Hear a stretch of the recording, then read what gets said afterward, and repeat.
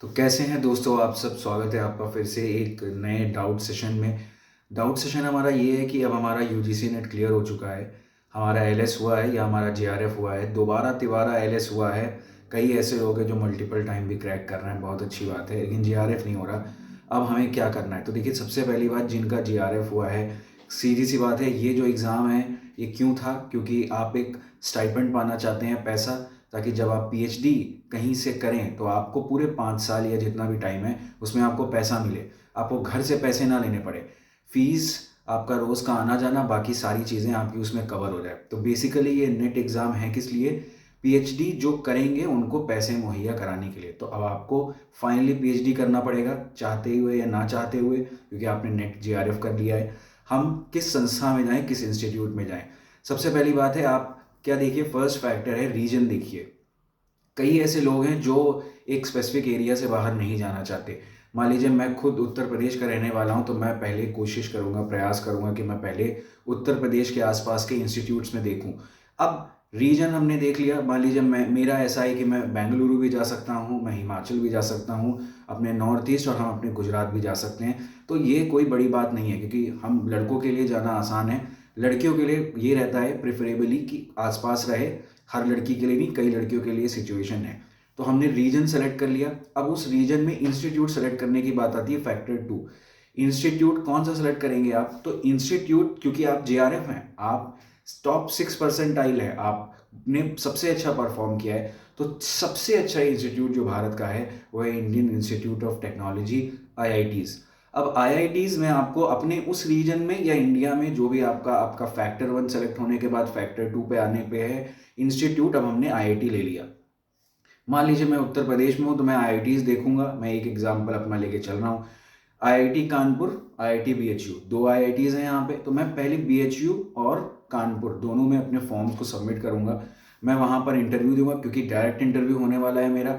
कभी कभी written exam कई लोग ले लेते हैं, वो अलग बात है। तो जो भी है, मैं गया, मैंने इंटरव्यू दिया, मेरा हुआ नहीं हुआ। अब मैं क्या करूँगा? मेरा ये है कि मैं आईआईटी दिल्ली भी डाल सकता हूँ, मद्रास भी डाल सकता हूँ, मैं ऐसे चला गया। मुझे ऐसा क्यों करना चाहिए कि मैं आईआईटी सेलेक्ट करूं? One of the best institute है। देखिए, जब आप पीएचडी करते हैं ना, तो जो स्टाइपेंड है आपकी अब बढ़ चुकी है, जो उसके अलावा क्या होता है, केमिकल्स के खर्चे। आप विदेश में, फॉरेन में कॉन्फ्रेंस करेंगे, 1 लाख रुपए का एक तरफ का फ्लाइट हो जाता है, 70,000 टू 1 लाख।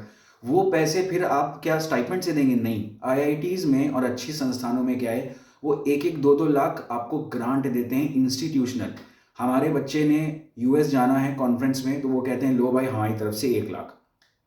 दूसरी बात क्या है, वो जो आईआईटी का टैग है वो पूरी ज़िंदगी आपको फ़ायदा देने वाला है। आप गवर्नमेंट से भी अगर कोई फॉर्म भरते हैं या ग्रांट मांगते हैं कॉन्फ्रेंस की, तो आईआईटी देख के सबसे पहले प्रायोरिटी देता है कि भाई साहब इनको अंदर ले लो। आईआईटी का लेकिन क्या दिक्कत है, काम बहुत अच्छे लेवल का होना चाहिए। आपको मेहनत ज़्यादा करनी पड़ेगी, आप कर सकते हैं, काम बेस्ट एलीट होगा, आप आईआईटीज़ में चले जाएंगे। अब इसमें एक और कन्वर्जेंस रूल है कि हम मास्टर्स वाले हैं, हम आईआईटीज़ में चले जाते हैं, वहाँ पर संतुलन नहीं बन पाता। क्यों नहीं बन पाता? वहाँ है बीटेक एमटेक, वहाँ का जो कोर्स वर्क होगा पीएचडी के लिए वो बीटेक एमटेक यानी इंजीनियरिंग पैटर्न पे होगा। तो कंपेटिबिलिटी हमें बनानी पड़ती है वहाँ, इस बात को ज़रूर ध्यान रखिएगा। कई बच्चे कोर्स वर्क में फेल हो जाते हैं आईआईटीज़ में पीएचडी में दाखिला लेने के बाद, और बाहर हो जाते हैं, क्योंकि न्यूमेरिकल है, वो पूरा न्यूमेरिकल बेस्ड है, थ्योरी बेस्ड। आप हम थ्योरी बेस्ड ज़्यादा रहते हैं, नेट में हमें थ्योरी करना है, न्यूमेरिकल 5-4 आते हैं, वहाँ पर 90% 95% न्यूमेरिकल है, 100% भी हो सकता है। तो न्यूमेरिकल आपका अच्छा होना चाहिए। जिनका फिजिक्स केमिस्ट्री मैथमेटिक्स है उनको आसानी है, बाकियों को दिक्कत है। तो आईआईटीज़ हो गई। आईआईटी ना मिले तो क्या करें? NIT, national institute of technology, NIT में जाएंगे। अच्छा, एनआईटी भी नहीं मिली तो सर क्या करें? सेंट्रल यूनिवर्सिटीज़ आप सबसे पहले जाइए। सेंट्रल यूनिवर्सिटीज़ राजस्थान है, हिमाचल है, जो भी है, आप उसमें अप्लाई करिए। अगर आपके उस रीजन स्टेट में पढ़ रही है तो फिर स्टेट में, इससे नीचे नहीं जाना चाहिए जेआरएफ को, क्योंकि आप एमईटी में या प्राइवेट में ऐसे भी वो अपनी स्टाइपेंड देते हैं, आप वहाँ जा सकते हैं। लेकिन जेआरएफ होने के बाद आप क्या कोशिश करेंगे कि और अच्छी जगह जाएं। क्यों अच्छी जगह का क्या मतलब है? आईआईटीज़, एनआईटीज़ या सेंट्रल यूनिवर्सिटीज़ का क्या मतलब है? वहाँ पर फंड गवर्नमेंट बहुत ज़्यादा देती है, इंस्ट्रूमेंट बहुत महंगे, बहुत अच्छे, जापान से 40 लाख का इंस्ट्रूमेंट अगर लखनऊ यूनिवर्सिटी को मंगाना पड़े और आईआईटी कानपुर को मंगाना पड़े, तो आईआईटी कानपुर के लिए 40 लाख कुछ नहीं है। वो 40 लाख के ऐसे 4 इंस्ट्रूमेंट ला के रख देगा 2 महीने में, लखनऊ यूनिवर्सिटी को 1 साल लग जाएगा लाने में। तो ये है डिफरेंस।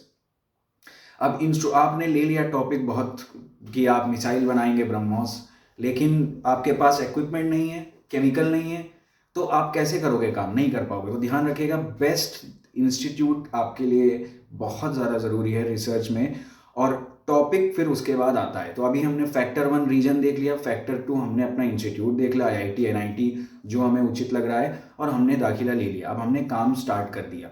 लेकिन ऐसे बच्चे जिनका LS हुआ है उनके लिए क्या दिक्कत है?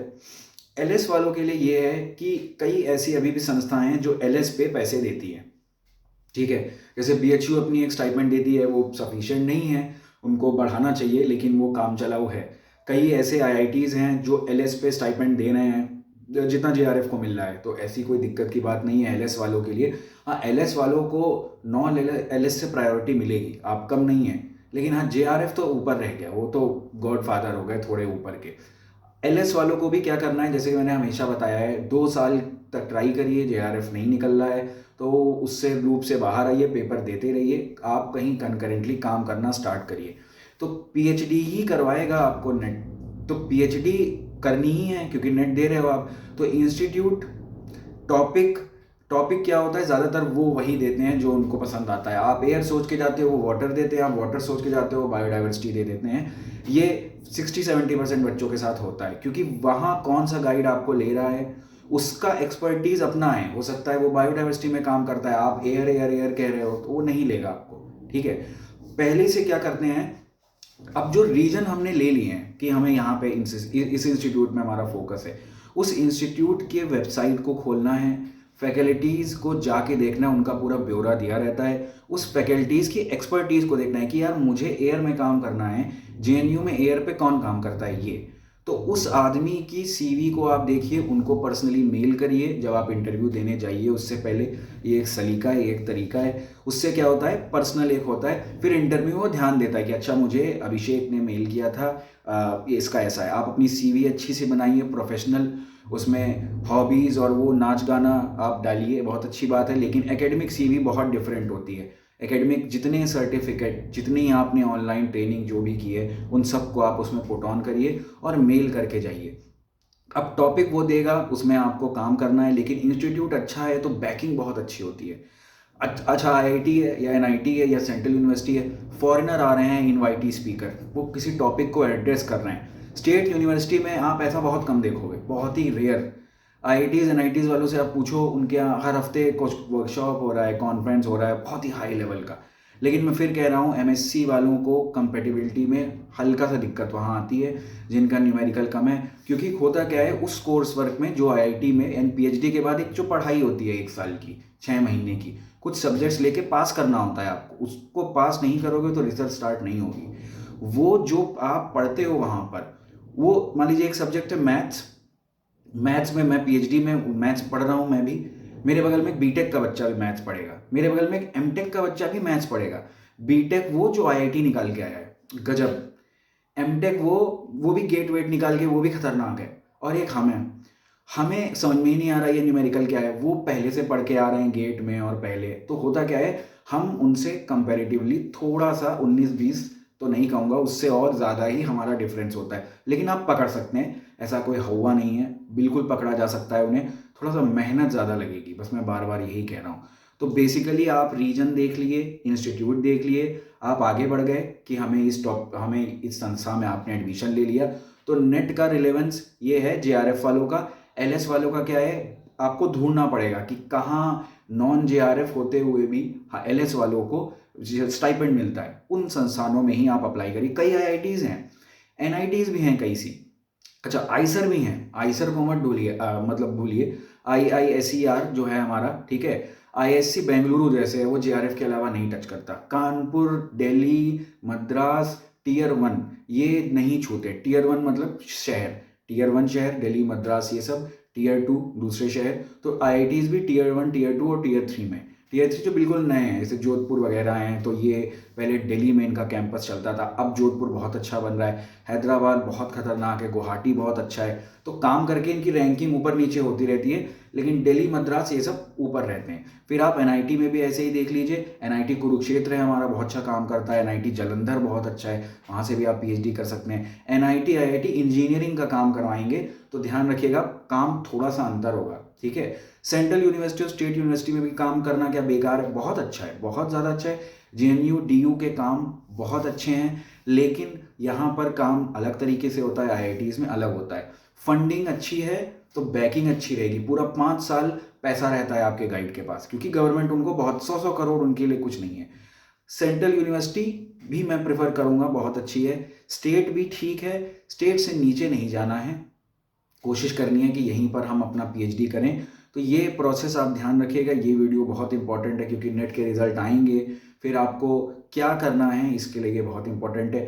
फिर भी आपको लगता है कि पर्सनली आपको कुछ ऐसी क्वेरी है या आप पूछना चाहते हैं, तो बिल्कुल हमारा नीचे जीमेल दिया हुआ है, इसके अलावा टेलीग्राम पर भी आप हमारा जो ग्रुप है उसमें आकर पर्सनली मुझसे पूछ सकते हैं अगर कोई ऐसी क्वेरी है तो।